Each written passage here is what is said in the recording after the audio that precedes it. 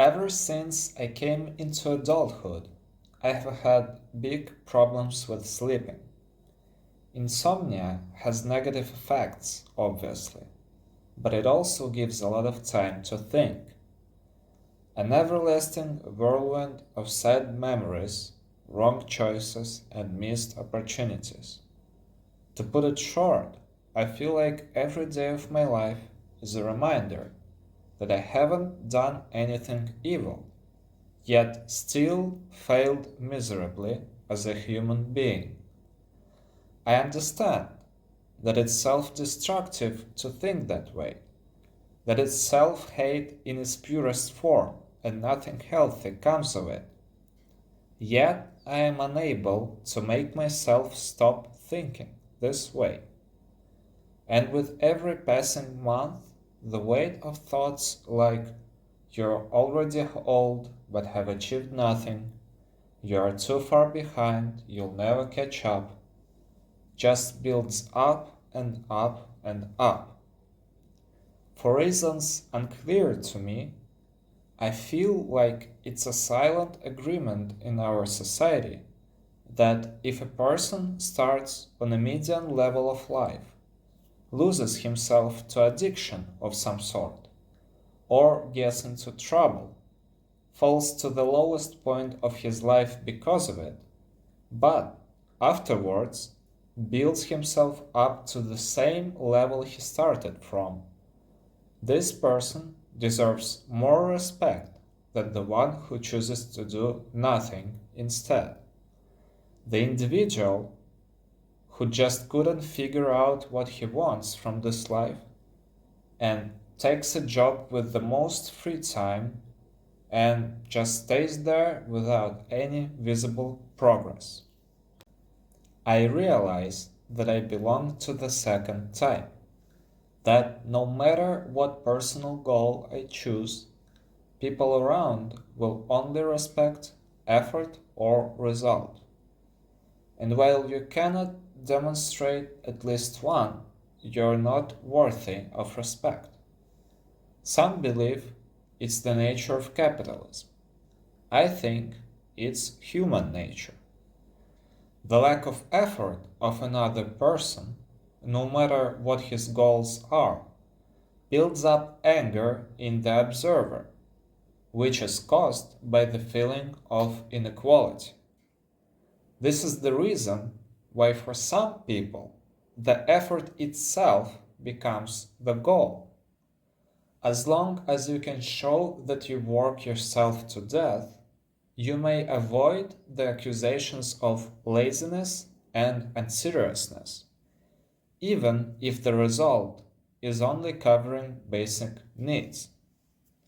Unfortunately, the same rules apply to the billionaire club, but in an unnatural way. Humanization of a large corporation through its CEO works perfectly for PR. When there is a person that constantly appears in the media in a positive context, it subconsciously creates the familiar face effect.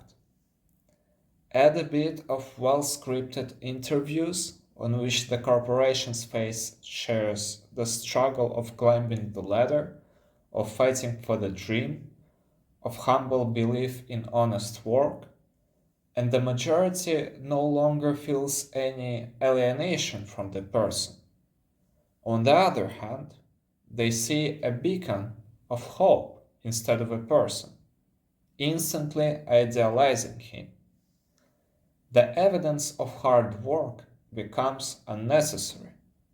The distance from the communities and the secrecy of the billionaire's routine forces the observer to believe that the billionaire only stops working while asleep.